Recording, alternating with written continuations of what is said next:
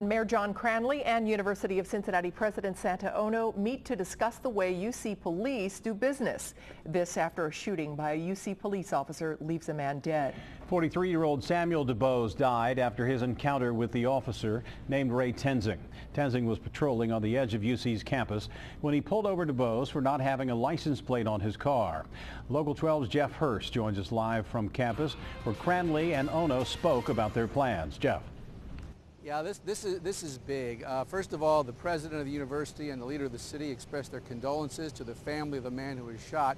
And moving forward, the University of Cincinnati Police Department is going to sign on and incorporate into their policies the collaborative agreement which Cincinnati Police incorporated into their policies following the riots of 2001, which also followed the shooting of an unarmed man, Timothy Thomas. As you mentioned, Mr. DuBose was shot over the weekend following a traffic stop where he did not have a license plate. Now, the Cincinnati Police Collaborative, which will be adopted by UC after a series of training and policy changes, the Cincinnati Police and UC will become, they will have more training, they will have more civilian oversight, there will be new use of force policies, there will be more civilian complaint policies. It really did remake the Cincinnati Police Department and made this department a model for the United States.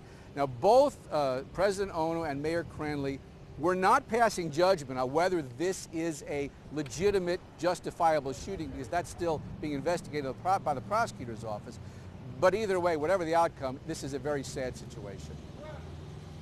First, I want to express on behalf of the University of Cincinnati community our condolences to the mother, family, and friends of Samuel DuBose.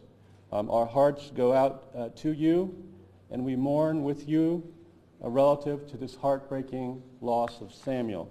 We do not want license plate pullovers to lead to loss of life. And that clearly we should be trying to implement use of force policies to prevent that kind of outcome. So therefore, reform is in order, and I think it's the right thing to do. I know our police department stands ready to work with UC, and I think it shows the right type of leadership in a very difficult situation to say that we are open and ready to reform as UC President Ono has done so.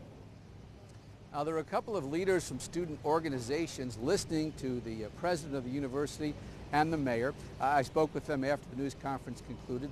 They were happy that changes are coming, but they want to make sure that students have some oversight and some say.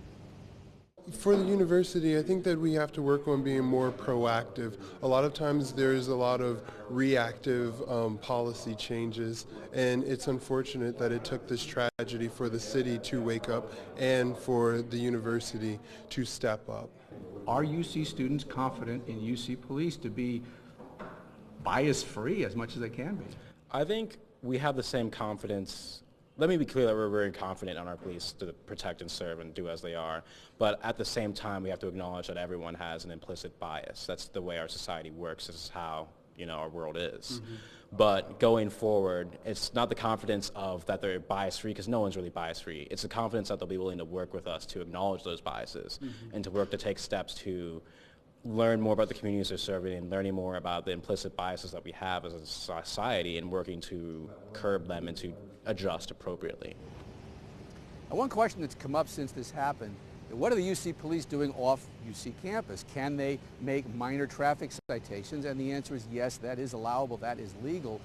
But the President Ono said that will be under review. That is something that's going to be incorporated into this study and into these possible changes as to whether they will continue to do so in the future. Not a yes, not a no, but we're going to look at it.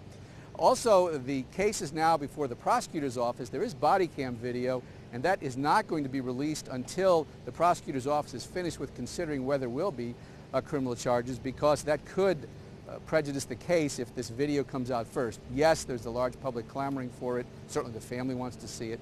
But according to the mayor, the prosecutor's office has said, look, that's just not good to move forward with this case with that video being out there. So it'll come out soon, but it's not going to come out until the investigation by the prosecutor's office is finished. Live at UC, Jeff Hurst, Local 12 News. Back to you. Let's also make the point here, and tell me if I'm right about this, that the UC department and the Cincinnati department, they cooperate, but they are distinctly different departments, right? They don't They're different police forces, I should say.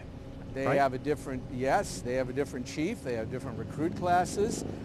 You know, the UC Police Department is not party to the collaborative agreement, and they were really not party to the situation which led to the collaborative agreement back in 2001. But, you know, they have training, you know, they're certified peace officers, but they are not part of the collaborative agreement, and they are hired separately. They're employees of the university. They're not employees of the city of Cincinnati. So the reason he was that far off campus is because he was allowed to be that far off campus by the Cincinnati police because of this cooperation they share, right? Well, not specifically by the Cincinnati police, by the city of Cincinnati, whether it's done by the police department or whether it's done through the city solicitor's office. To be honest with you, I don't know. But the answer is yes, they have the legal authority to make these traffic stops off campus.